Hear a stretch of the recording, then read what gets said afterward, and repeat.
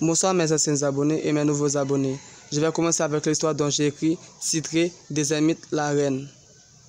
Une histoire drame.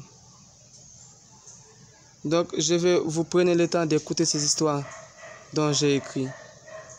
Une histoire qui peut changer la mentalité haïtienne, qui peut vous aider, qui peut vous orienter sur d'autres chemins, qui peut vous apprendre quelque chose et qui peut vous montrer votre culture. Donc je vais vous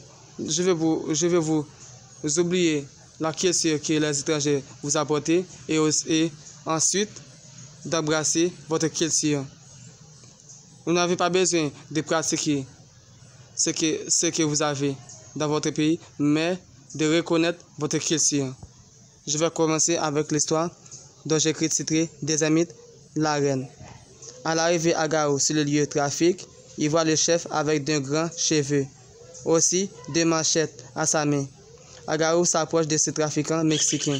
Ensuite, il s'arrête devant le Mexicain avec son équipe de mafia. Agao parle avec le Mexicain. Hey, jeune homme, je crois que Gonzalo t'a parlé de moi. Pourquoi tu es venu avec ton équipe au trafic, dit-il Jefté.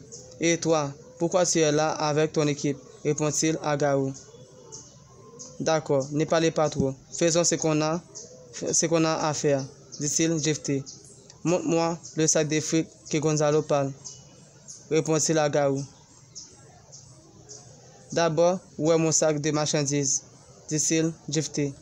Agao s'ordonne à Carlos de s'approcher avec le sac de marchandises. Carlos s'approche. Ensuite, le soldat de Jefté s'approche aussi. Carlos s'échange les marchandises avec le sac de fric. Le soldat s'est tourné en arrière, s'est donné à Jefté de vérifier les marchandises aussi. Agao se vérifie aussi le sac de fric. Aussi se parle avec Jefté, le Mexicain. Écoutez, je crois que le sac se tient à peu près de $150,000. C'est exactement ce que tu as négocié à Gonzalo. C'est suffisamment ça, dit-il à Agao. Bien sûr, mon pote, c'est ce qu'on a négocié, répond-il Jefté. D'accord, on peut faire affaire, dit-il à Agao. Il partit après avoir serré la main ensemble. Quelques minutes, ils arrivent chez Gonzalo. Il donne à Gonzalo le sac de fric. Gonzalo vérifie le sac. Il voit c'est suffisamment l'argent que Jefté lui donne. Il l'a négocié. Il est content. Il donne les soldats son salaire. Le reste des fric au sac. Il se donne à Agao d'aller déposer ce sac dans la chambre où se trouvent les autres fric. Quelques minutes, l'inspecteur Paul et de ce fois les autres policiers viennent du province. Ils s'arrivent dans la ville. Au moment qu'ils s'arrivent, ils se rencontrent l'équipe de mafia qui vient de trafiquer quelque chose. Les policiers s'arrêtent le bus, se descendent, s'éclatent des coups de feu sur l'équipe de l'enfer. Certains garçons de l'enfer sont touchés. Ensuite, l'équipe de l'enfer s'éclate des coups de feu vers les policiers aussi. Et ils secouent en s'éclatant des coups de feu. Les policiers les suivent. Quelques minutes, les policiers se replient et partent. Daniel est aux grottes des ermites. Il se nettoie la grotte. Des gens qui viennent de la ville, qui s'arrivent aux grottes, l'équipe de Gonzalo se prend des fric aux mains des gens avant d'arriver devant la grotte. Après que les villageois s'arrivent aux grottes, ils s'agenouillent devant la grotte. Ensuite, ils se parlent sa parole. Pendant qu'ils se parlent sa parole, Daniel s'ordonne aux gens d'allumer la bougie dehors du grotte. Quelques minutes, des ermites se manifestent sur le corps de Jésus-là. De nouveau, Jésus-là danse. Elle se prend d'un pot d'eau avec des basiliques. Elle se verse de l'eau vers tout le monde. Se verse de l'eau dans la main de Daniel. Après, elle parle avec Daniel. Écoutez, il faut faire très prudent à la ville, toi et Sophora. Achetez une bouteille de vin rouge, ensuite une bougie bleue.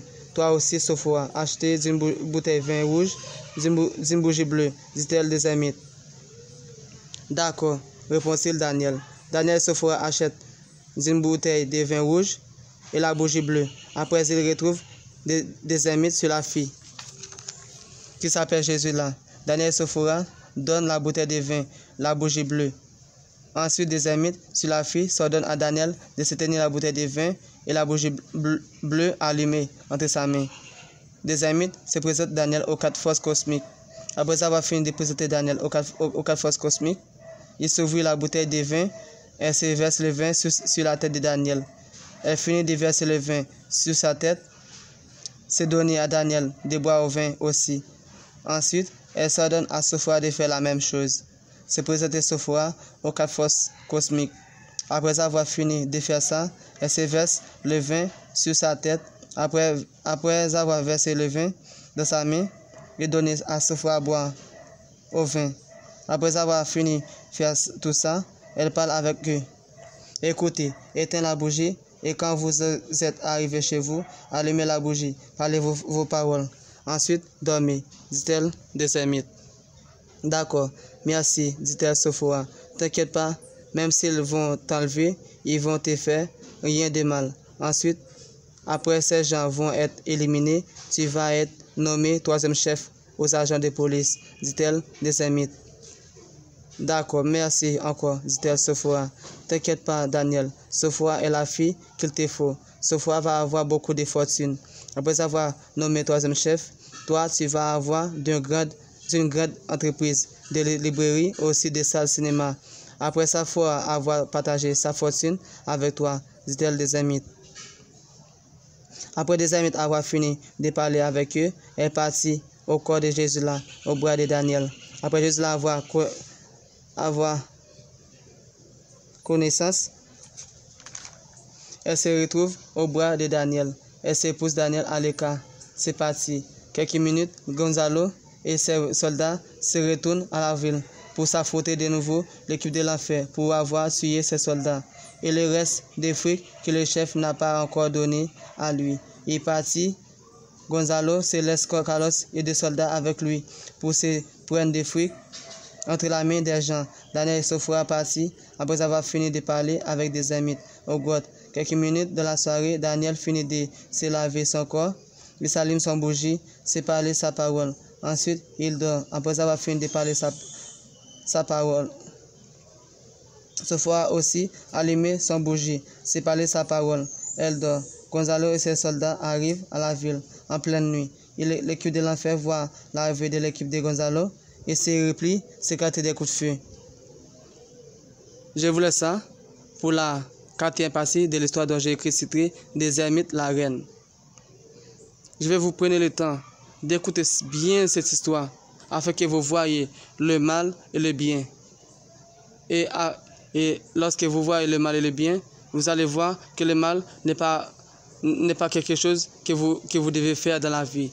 Et ensuite, vous allez voir que vous devez faire du bien dans la vie afin que vous récoltez quelque chose de merveilleux dans la vie. C'est pour cela que j'ai écrit ces histoires. C'est afin que je réussis à rejeter le mal dans votre pensée, ensuite de vous amener quelque chose de bien dans votre pensée. Donc, mes amours, quelque chose de mal dans la vie n'est pas quelque chose de merveilleux à faire dans la vie. Il faut que vous preniez le temps de réfléchir afin que vous retrouviez quelque chose de merveilleux à faire dans la vie. Pour moi, ce que j'ai fait dans la vie est encore quelque chose de bien pour moi. Donc, je ne choisis pas de faire quelque chose de mal à cause je vois que le mal n'est pas quelque chose de merveilleux pour moi. Mais écrire, c'est quelque chose de merveilleux. Et penser, écrire quelque chose, c'est quelque chose de merveilleux pour moi.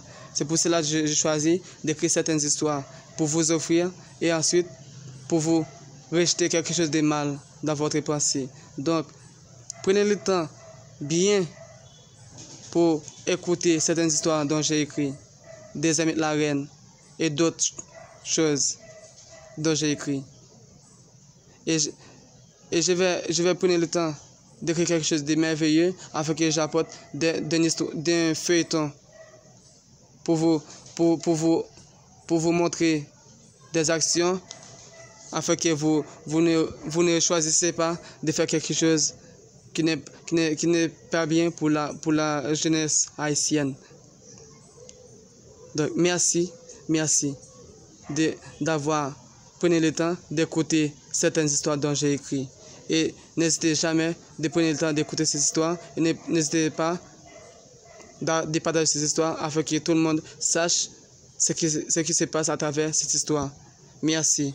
Merci beaucoup d'avoir abonné et d'avoir partagé cette histoire. Je vous aime tous.